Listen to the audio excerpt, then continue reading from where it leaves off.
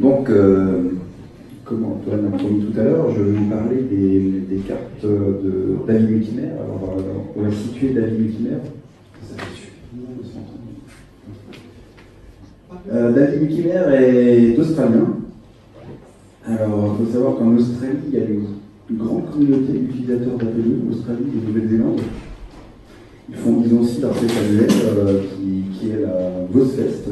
Et d'ailleurs, ils ont aussi des barbecues à droite à gauche. Enfin, eux, quand ils font une fête, c'est comme le pays, du moins comme les villes sont séparées de plusieurs milliers de kilomètres, on ne peut pas dire qu'ils font une fête en Australie, mais dans leur état. Dans leur état, voilà.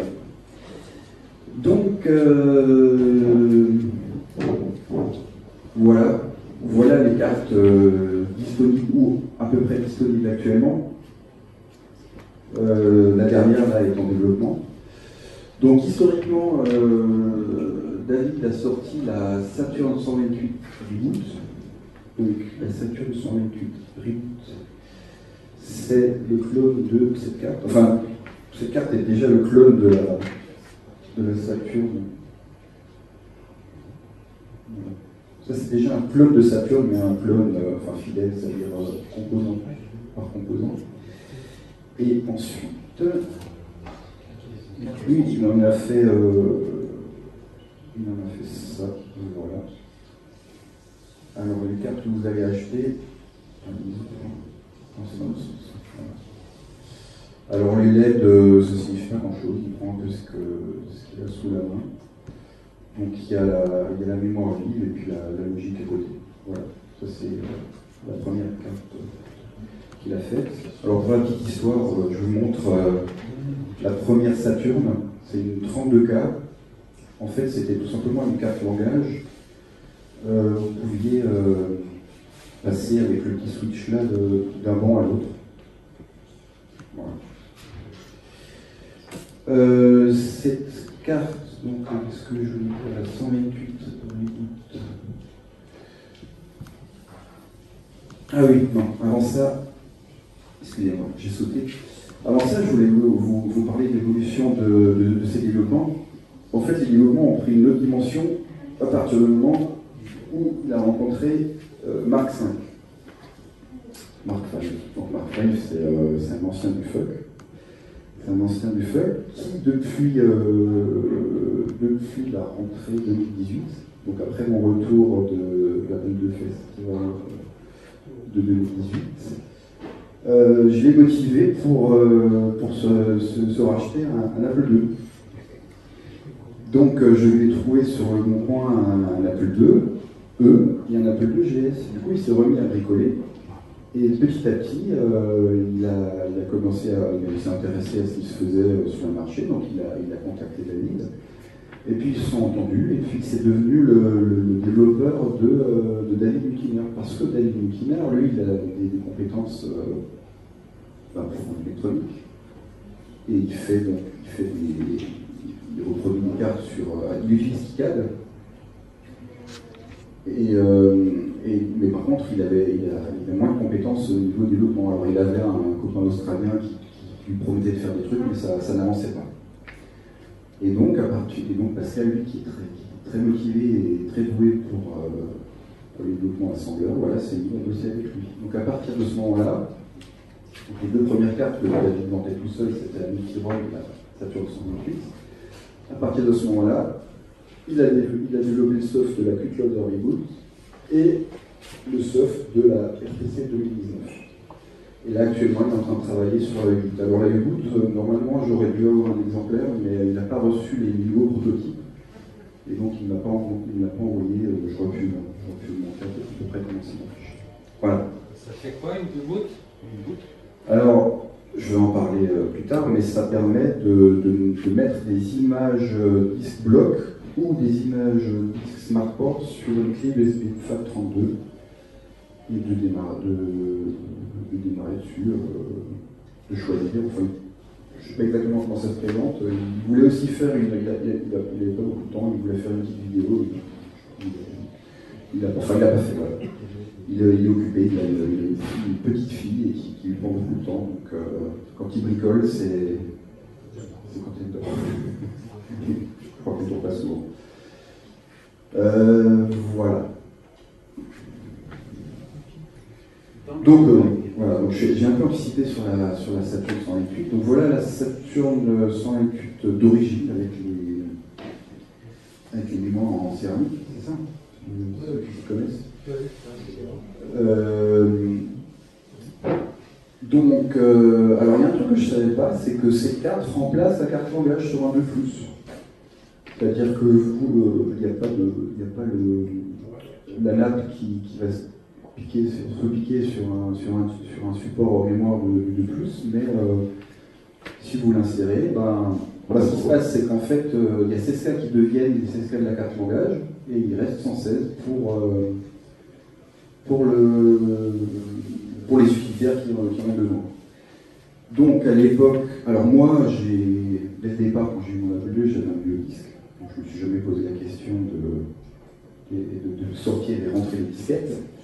Pourtant, c'était quelque chose. Ouais, quand on sort et en 2 passes, l'Oxydis, la copie en 2 passes, et ben avec une 128K avec un lecteur, vous pouvez faire la copie en 1 passe. Tout à fait, mais... Parce qu'une disquette, c'est 143K. Oui, non, mais c'est une astuce. Non, mais ça utilise les 64K, enfin, les 48K plus les 16K de la carte langage, plus les 116K, et donc ça tire tout avec le programme. Ouais. On peut copier en passe pour l'Oxydis. Alors ça permet aussi de faire un RAM disque sous DOS, sous Pascal et CPL, et même d'étendre la mémoire pour les programmes Microsoft. Et c'est supporté par Visical, ça c'est bien, pour ceux qui font encore leur compta avec Visical. Voilà. Donc, alors, ça c'est pareil, c'est un exemple. C'est que Saturn, ils ont eu un procès parce qu'ils utilisaient le nom d'une société qui avait gagné, donc ils ont changé de nom. Et la nouvelle version de leur carte, c'est ça, et ça change un peu au niveau des... Je pense qu'ils ont amélioré la compatibilité avec Apple IIe, avec cette version. Et alors j'ai lu sur un post sur Facebook, je crois que c'était un John, je ne sais plus si c'était John Brooks ou John... John Morris. Mais il y en a un qui, ça disait qu'il faut éviter de mettre ça dans un peu de GS, parce qu'il y a une histoire d'arbitrage de bus, enfin il y a soit le GS, soit la carte veut prendre le bus, et donc du coup, ça finit par cramer quelque chose. Donc de toute façon, ça n'a pas d'intérêt de mettre sur un GS, mais que si quelqu'un se demanderait, voudrait essayer, je ne pas. Alors, donc voilà, de toute façon, cette carte, elle fonctionne très bien sur 2, mais plus. Elle sera plus à l'aise sur 2 plus. Donc ça, alors, après chaque carte, j'ai une page blanche pour faire vivre le document. Oui, enfin, elle est verte pour ce cas-là, mais elle est blanche dans le sens... oui. Elle est verte. Elle est verte. Dire les choses, elle est verte. Alors normalement, j'avais une espèce de clé, de clé USB avec des ports vidéo, donc j'aurais pu repiquer la sortie vidéo de l'Apple, mais j'ai gardé, donc j'ai pas ça. Donc je vais m'amuser avec la télécommande du projecteur. Donc là c'est éteint, pas de bêtises. Plus de batterie. Jean-François, j'ai une question. Est-ce que tu es bourré? Non, justement. Est-ce que tu veux une bière? Est-ce que tu veux une bière? Tout à l'heure.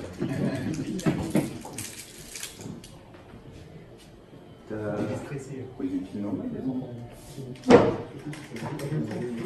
Steph, on va travailler le montage là. Donc alors, qu'est-ce que j'ai ici? Ici, j'ai la carte série. Pas dans le micro, la forme. Oui, attends un peu, attends qu'on reprenne le... Non, mais la petite cache-là n'est pas de quoi.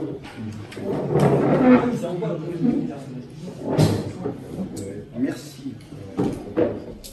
C'est reparti. C'est bien que c'est tout standard. Donc j'ai un Apple IIe avec. Alors il se trouve qu'elle a une carte série, mais ça va pas nous servir. Une carte 80 colle et étendue. Et un contrôleur 525 dual-disque unidisque, donc qui est identique au contrôleur disque 2. Un floppy ému avec un adaptateur DB19.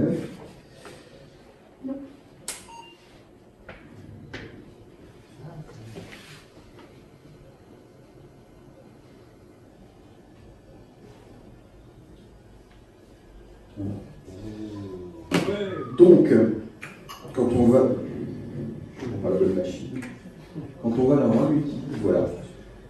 Alors, les 16K, c'est les 16K des 64K du 2E, et 128K, c'est donc la carte Saturn Remote.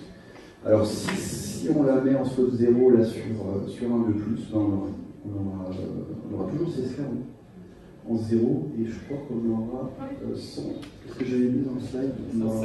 116 sur le slot 1, je crois. Ouais, je crois qu'il se met automatiquement sur le slot 1. Voilà, qu'est-ce que je peux vous montrer plus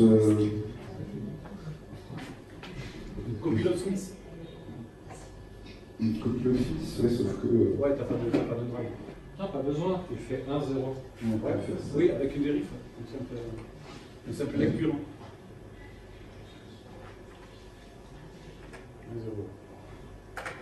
Donc là, c'est-à-dire que je copie une disque 1 vers l'arabe. C'est bien. C'est trop rapide là. C'est une vidéo. Voilà, donc il fait le bilan de mémoire en C'est des hauts, il y a des points, c'est ça? une place.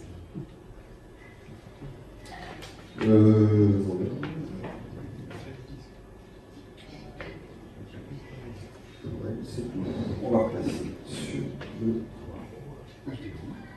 HDMI.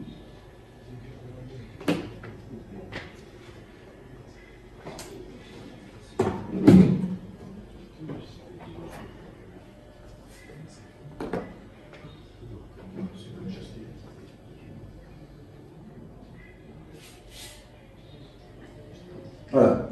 Donc la deuxième carte multi-ROM qui, au départ, remplace la ROM card. La ROM card,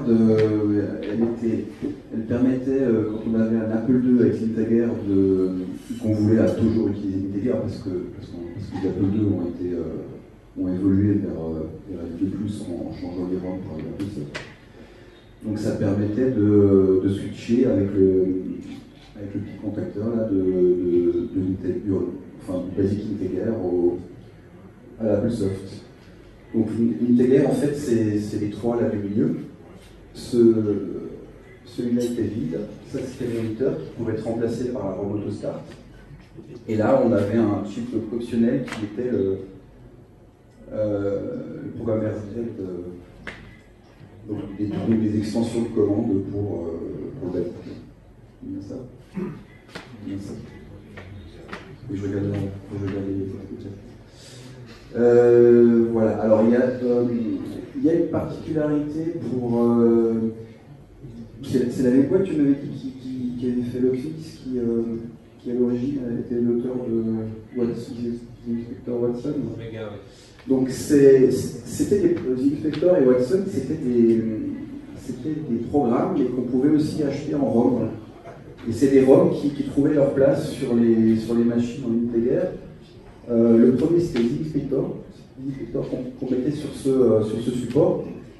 Et ensuite, il y a eu une évolution Watson qui remplaçait le programme Integer. Et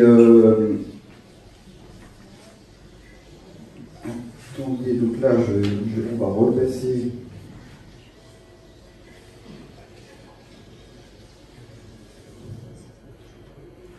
Donc, je sais pas si vous voyez, on a des connecteurs, on peut changer. Le premier switch sert à passer de l'Applesoft à l'Integer basique. Et les autres permettent de changer le contenu de la ROM effect.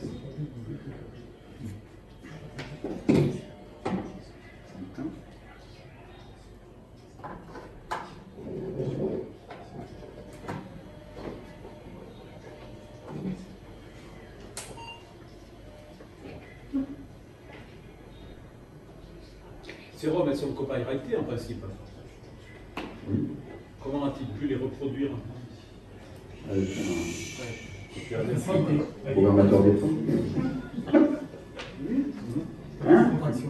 Donc, alors ce qui est intéressant, alors ce qu'il faut savoir, c'est que The Inspector et Watson, c'était utilisé par les premiers, comment dire, Oui, le logiciel pédagogique. voilà, par les premiers duplicateurs de logiciels pédagogiques.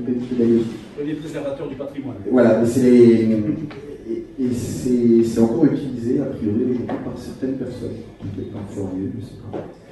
Mais c'est des outils qui, je pense, quand on a l'habitude d'utiliser, parce qu'il n'y avait pas toutes les protections du contenu qu'il y avait sur l'Apple II, sur le Bluetooth avant, et donc on pouvait facilement aller dans le moniteur et puis démarrer des outils en ROM qui se trouvaient. Alors ce qui est rigolo, c'est qu'on peut lancer le contenu de la ROM à partir de Locksmith. Donc là, en l'occurrence, Inspector, hop, voilà. Ça c'est un programme qui est contenu en ROM. Donc là, je n'ai pas creusé les fonctionnalités, mais là, c'est comme du Fixer, ça permet de se balader sur le disque. Alors, ça, moi j'ai une ancienne multi-ROM, la nouvelle, il y a un petit voyant qui permet de savoir si on est sur la carte mère ou si la carte est activée ou pas. Ah oui, il y a une chose que je voulais vous dire, c'est que quand même, ces cartes, comme c'est des cartes, c'est un peu du bricolage, il vaut mieux avoir chez soi un programmateur d'épreuve. Alors c'est pas un programmateur d'épreuve USB, c'est pas très cher, on prend un Mini Pro TM866 qui permet de programmer les EPROM et puis les PLD, les GUGAL, les PAL, parce que c'est ce qu'on a sur... c'est ce qu'on a... pas sur celle-là. Par exemple là sur... je vais remettre...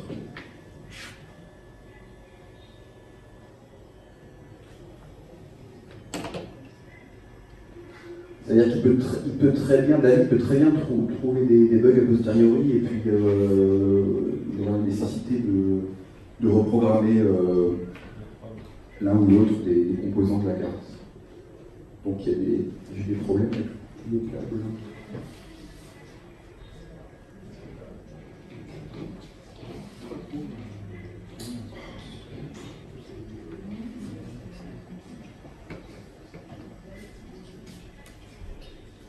Excusez-moi. Non, c'est pas ça, non, c'est ici. C'est le problème est situé au niveau de la rotateur. Voilà. Donc voilà, donc ici vous avez dans le cas de... Donc là, pour reprogrammer cette épreuve, il faut la sortir de son socket, la mettre dans un programmateur d'épreuve, ainsi que le PLD qui est là. Celui-là, il ne se duplique pas. Il y a des fusibles de sécurité, il faut avoir le fichier original pour le reprogrammer. Voilà. Donc sinon vous avez... Donc moi, j'ai une sérigraphie différente parce que c'est la version 1.0. Dans la version 1.1, il y a plus d'utilitaires que j'ai pas encore essayé. Et vous avez par exemple un utilitaire de diagnostic qui démarre automatiquement pour tester la mémoire. C'est une belle pratique dans ce cas. Alors voilà, ça c'est un exemple d'une autre carte ROM, c'est celle de Mountain Hardware, Mountain Computing, la ROM Plus. Pour la démo, je l'ai faite. Et ça, c'est donc une production assez récente, la Quick Loader Reboot. Alors la grosse différence de la multi-ROM, alors à la base, cette carte vous avez la possibilité de mettre 8 ROM de 32K. Et c'est une carte qui prend la main sur le moniteur du 2 et qui peut se lancer à partir d'une combinaison clavier, un peu comme la CF3000 par exemple. Et donc la carte, ça c'est la photo de la carte d'origine. Hein. C'est une carte qui de temps en temps apparaît sur eBay, mais qui part très très cher parce qu'elle est très recherchée. Il y a des clones qui existent, des clones fidèles, comme des clones qui sont plus petits. Mais dans tous les cas, il y a toujours une EPROM à sortir et à programmer sur un programmateur externe. Donc la particularité de la version Cloud Reboot de David, c'est que c'est de l'EPROM, donc l'EPROM qu'on peut effacer et reprogrammer électriquement. Et donc c'est Mark V qui a développé le programme. Vous pouvez préparer des fichiers ROM, parce qu'il faut des fichiers spécialement formatés de la même façon que la Cloud standard. Et après, vous lancez un utilitaire qui se trouve d'origine sur la carte pour reprogrammer les blocs, enfin virtuellement, enfin les EPROM directement à partir de l'Apple II. Et vous chargez un fichier sur une disquette DOS ou je crois. Si c'est une version ProDOS, il y a deux versions, DOS et ProDOS. En fait, vous pouvez switcher version DOS ou ProDOS automatiquement. Bon, j'ai pas eu l'occasion de trop jouer avec, mais je vais vous faire une petite démo quand même.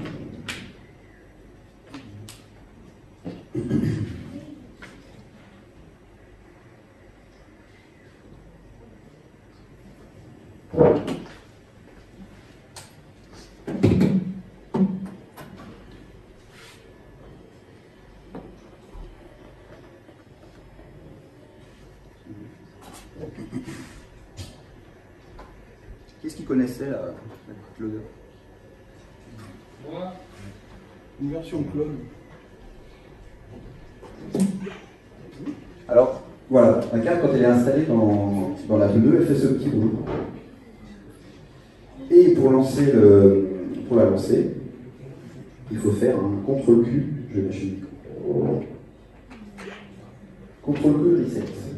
Voilà, donc dans le slot, dans cette position ici, donc vous appelez les programmes, vous les appelez par une lettre alphabétique, vous les lancez. Dans cette position ici, vous avez l'utilitaire de flash. Le S. Voilà. Donc il y a une option pour switcher en mode DOS ou ProDOS. J'ai pas eu l'occasion d'essayer ou de fabriquer moi-même un fichier, mais vous pouvez voir dans le menu principal que par exemple là, il y a des jeux, alors c'est des jeux qui doivent faire 16K parce qu'on en a deux là, Apple Panic et Mac Attack en C7. Alors ici, vous avez l'utilitaire pour configurer la RTC 2019, dont je vais parler juste après. Et tiens, il y a un help.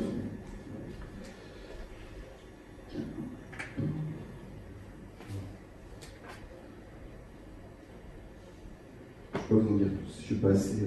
J'ai surpassé mon temps à essayer de résoudre les problèmes populaires pour faire fonctionner d'autres les drives.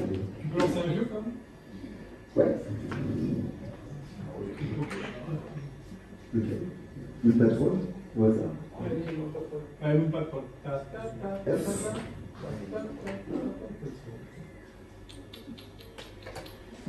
C'est vrai ça?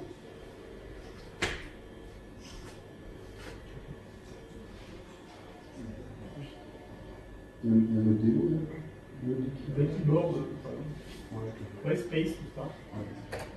Il n'y a pas de développement, c'est ça? Ah, il n'y a pas la base. Bon alors, la plus de E sort du pas de couleur. J'ai essayé avec le projecteur et... J'ai essayé avec le projecteur, il a pas mal. Le switch. Et c'est le switch à l'intérieur. Ici, c'est écrit. L'autre, c'est ça, c'est écrit pour le nom. Non, ça marchait pas le switch. Ça se passe. Bon, je vais essayer tout à l'heure. C'est marrant, hein. On retourne dans le menu assez facilement. Pas mal. Et donc là, oui, vous pouvez mettre n'importe quoi comme utilitaire de sauvegarde du patrimoine. Quand tu perds, tu pars très vite. Non, c'est beau, bref, oui. Est-ce que je voulais dire autre chose à propos de... Qui l'a fabriqué? Ça, c'est... Ah, la... Southern California Research Group.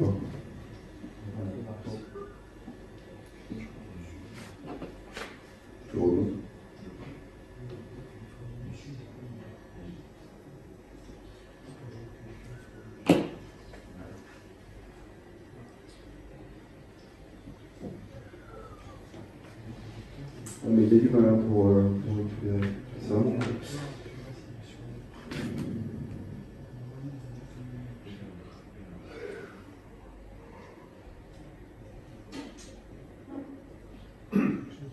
Quand même.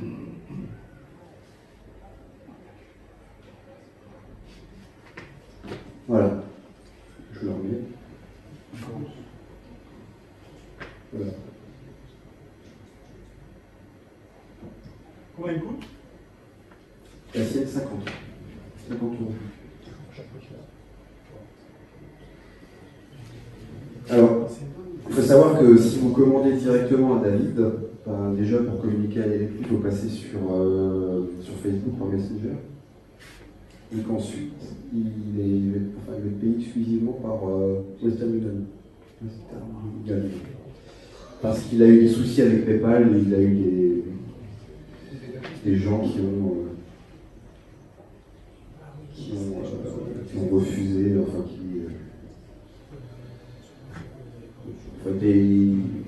le problème avec PayPal, c'est que comme c'est l'acheteur qui a toujours raison, quel que soit le souci, c'est le commandeur qui a pas. On reçoit l'objet, on peut annuler. Voilà, il a annulé. Donc, du coup, il a fermé son compte PayPal et il accepte que Western Union. Et Western Union, il y a quelques euros de frais de transaction. Donc il vaut mieux acheter beaucoup de cartes. On a acheté combien? Moi j'ai une de chaque. Moi j'ai acheté une de chaque. Tu en as en vente? Alors j'en ai en vente, mais ça c'était la surprise de la fin de la 13. Ça doit être équivalent, sauf que PayPal c'est le vendeur qui paye les frais, avec Western Union c'est l'acheteur. Donc après c'est juste une question de...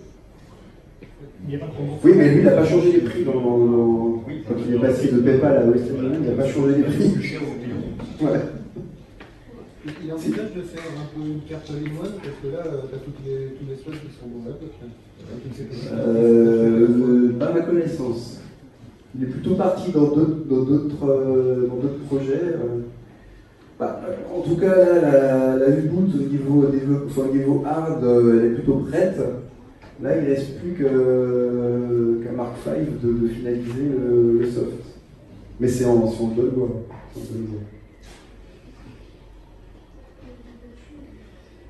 Voilà la quatrième carte qui est en vente. La RTC 2019. Alors là, c'est... en fait, en ce qui concerne la Thunderscope Plus, c'est un peu comme la Saturn 128, c'est devenu un standard de fait.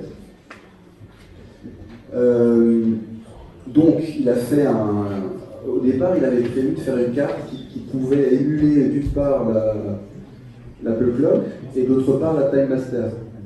Et finalement, quand Pascal a commencé à développer le firmware, il a tout mis sur une seule ROM.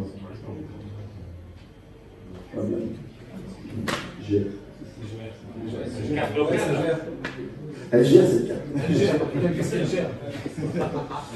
Alors, donc du coup, il y a l'autre partie de la ROM qui est disponible pour autre chose. Donc là, ce qui est pratique avec cette carte, c'est qu'il n'y a absolument pas besoin de charger un pilote, enfin du moins en mode AC, absolument, il n'y a pas besoin de charger un pilote système, Prodos. Il n'y a pas besoin de modifier Prodos parce que je crois que tous les 7 ans, il faut initialiser l'année. Il fait tout seul. C'est-à-dire, quel que soit votre logiciel, copie de plus, Prodos, etc., il reconnaît l'heure automatiquement. Jusqu'en 2099 ou une autre date? Très bonne question. Je n'ai pas la réponse. On verra. Et donc, comme il restait de la place, enfin comme il restait de la place sur cette ROM, Pascal, alors je ne sais pas si vous avez entendu parler de cette carte là, SoftSP, développée par Kabou. Kabou, c'est celui qui a fait le WDrive qui est là. WDrive, c'est un peu comme un floppy élu. C'était un des premiers à supporter les fichiers WOZ. Et donc, Kabou a commencé par faire une émulation SmartPort en logiciel. C'est-à-dire que le WDrive cherchait un logiciel. Le problème de la version logicielle, c'est qu'avec certains programmes, ça pouvait être écrasé en mémoire. Et donc, il a fait cette petite carte ROM. Ça, c'est juste une ROM pour mettre son logiciel SoftSP. Pardon. Et comme c'est juste une ROM, vous pouvez très bien recycler une carte, comment ça s'appelle, pas une Grafstar, la carte de capture de... Hyperviseur. Non, de capture d'écran pour imprimante. Grappleur. Une Grappler, oui. Merci. La Grappler, vous pouvez détourner l'utilisation d'une Grappler et reprogrammer les ROM de la Grappler pour mettre le SoftSP et l'utiliser. Je vais vous expliquer comment. Et donc, on va revenir sur la folie précédente.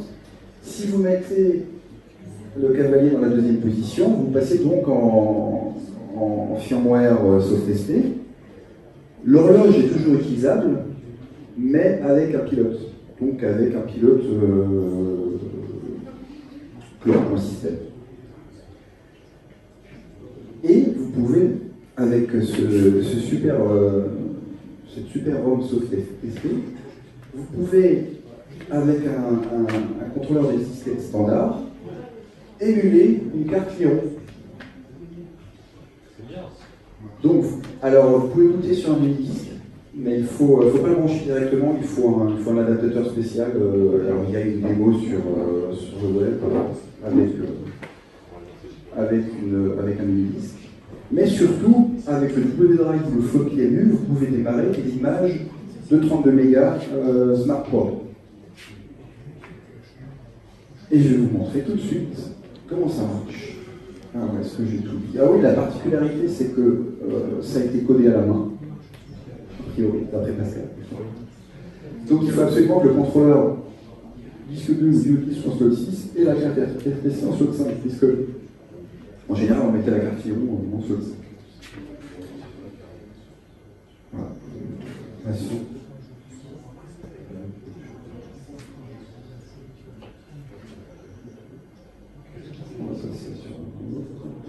Donc pour montrer ça, j'ai montré que ça marche vraiment bien. J'ai des cartes Lyron sous la main.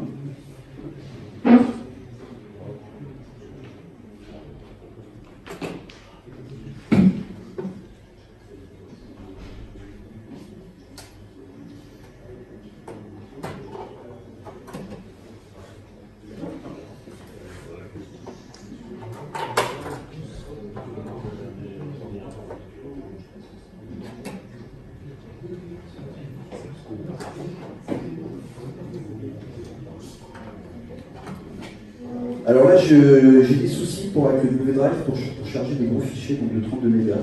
Ça ne marche pas très bien, il y a un souci, moi je vais voir avec Kabou.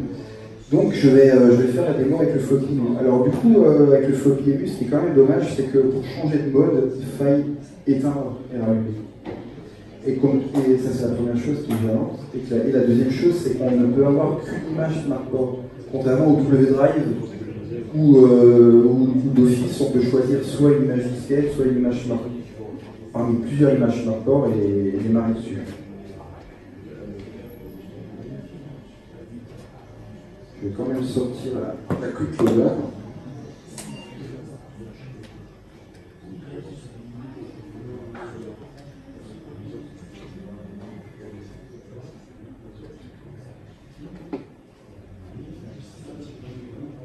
Il y a l'effet démo là, ce qu'il fait.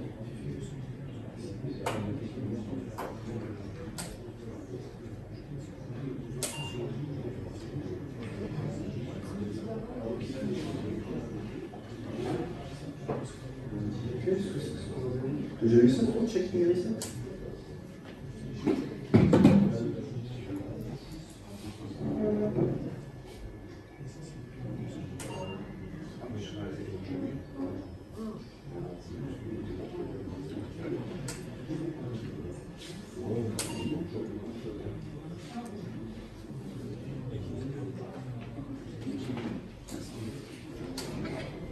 Donc là, j'ai configuré l'image SmartPort par défaut du floppy mu.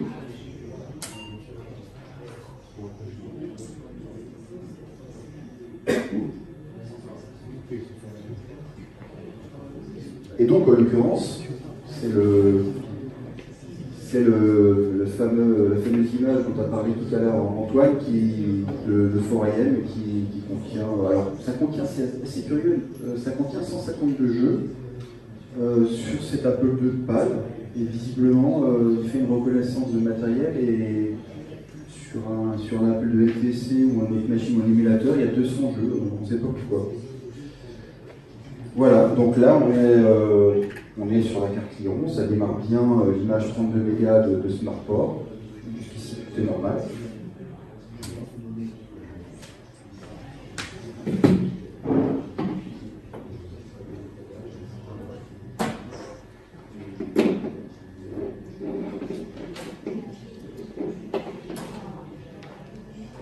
Donc là j'utilise un contrôleur 525, hein, vous pouvez vérifier si vous voulez.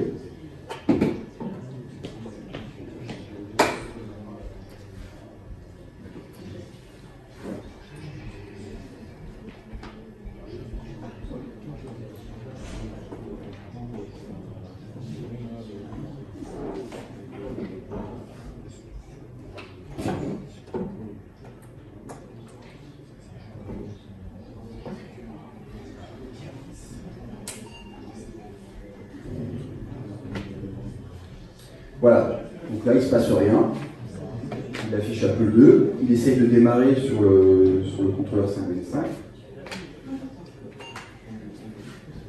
Je vais donc, j'ai configuré la carte RTC 2019 pour se mettre en mode SoftSP, et je vais démarrer sur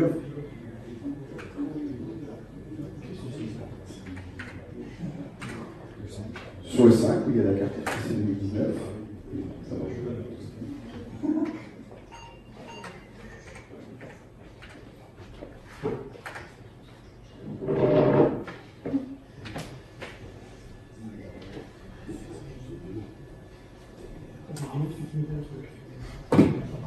C'est dingue ces effets démo. Hein. Il n'est pas mieux. C'est un peu classe là.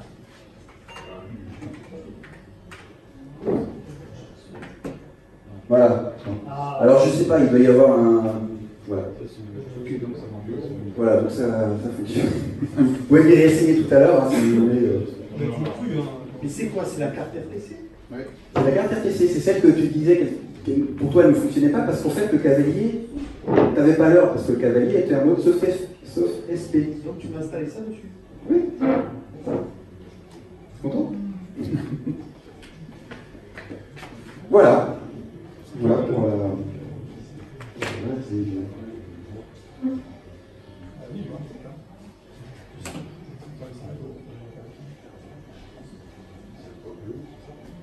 Non, c'est un point, c'est soit 2MG, soit HDV, soit. EDF. JDF. Non, EDF. Et c'est mieux qu'une récalbox alors? C'est mieux qu'une. Voilà. Donc la dernière qui est en cours de développement. Alors, quand je dis la dernière, c'est la dernière qu'il vend montée.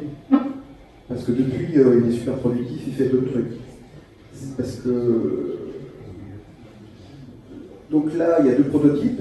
Et ce que vous avez là, c'est un module qu'on trouve sur eBay. Enfin, qu'on trouve sur eBay ou sur AliExpress. C'est un module USB qui est standard, entre guillemets, qui peut être utilisé par d'autres plateformes comme Arduino et compagnie. Alors au début, il voulait vendre la carte sans le module, et puis il s'est rendu compte qu'il y avait des modules qui étaient vendus sous la même référence, mais qui étaient différents et qui ne fonctionnaient pas. Donc il a choisi de vendre, enfin il va vendre la carte avec le module VFD. Donc voilà, le clé USB, enfin block device ou smart port. Pas de VOS, pas de BSK, pas de DO. Ça veut dire quoi le fait d'image disquette? Ne fais pas. Ça lit, mais ça n'écrit pas. En plus, il faut. Je vous corrigerai pour. Donc, et tu pourrais changer les couleurs pour qu'on puisse faire des photocopies, s'il te plaît. C'est fait exprès. On fait exprès justement pour. Le photocopiage de livre. Mais t'as pas remarqué que les couleurs c'était. De la pomme. Oh là là. Et celle-ci, on met par clé USB, image 10 ou il y a un menu? Attends, parce que là, il faut que je corrige. Ah, excuse-moi. Sur celle-ci, sur la clé USB, tu mets une image 10, c'est un menu après pour les choses. Je sais pas encore. Mais je vais lui demander. Oui, oui, sans doute que tu auras un menu. Tu auras un menu comme actuel. Ça sera peut-être un peu plus cher. Parce qu'en fait, comme il doit acheter le module, entre 50 et 60 euros, 64 euros. Ah oui, oui, oui. Voilà. Voilà. Alors donc, depuis, eh ben, alors il a quand même fait un truc entre-temps qui ne vend pas monter. C'est un SDisk 2 donc, qui prend les cartes SD. Enfin, il fournit à qui veut. Enfin, non. Là, il vend la carte 5 euros. Il faut souder. Il y a un ou deux composants de surface à souder. Là, c'est Franck qui m'a prêté, et Franck a commandé sa Lego 9767 Reboot. Alors, je vois pas trop l'intérêt de cette carte, parce que le problème, c'est que si on n'a pas le boîtier externe, je vais vous montrer. Alors là, j'ai trouvé ça, il y a un gars qui, sur un blog, qui a fait un traceur en Lego, c'est vachement sympa. Donc, la carte, elle est là-haut. Le problème, c'est le boîtier. Le boîtier, vous avez vu ce qu'il y a dedans. Sauf qu'il est en train de réfléchir. Ouais. Il est en train de réfléchir pour pouvoir faire le contrôleur. C'est sûr que l'intérêt, c'est d'avoir ça. Voilà. Et sinon, il s'est lancé aussi dans, comme tu disais, il avait aussi fait un clone de la carte SAM. Et un clone, là il y a récemment qu'il s'est lancé, il a démarré un clone de la carte copie de Alaska, copie de plus. Wildcard. Tu peux remettre la carte devant toi, Ah.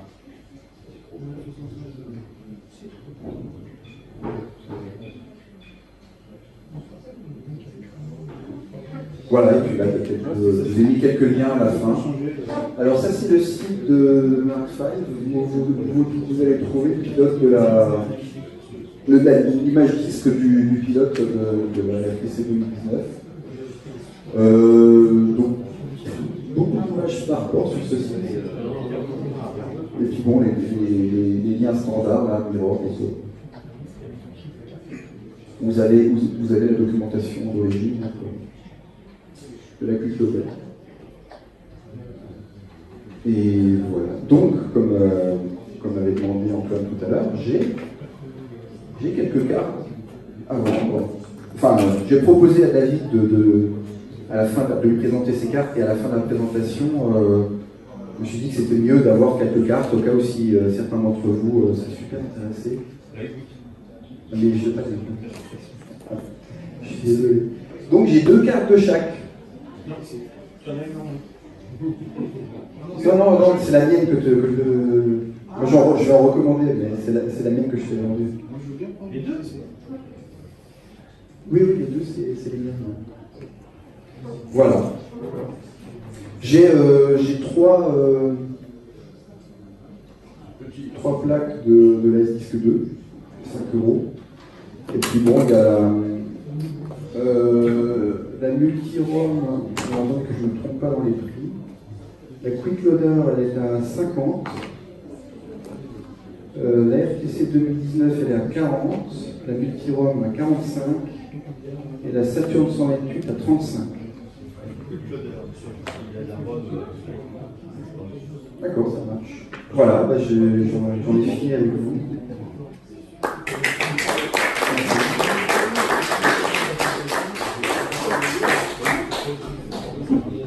Donc on avait dit RTC 2019. Voilà.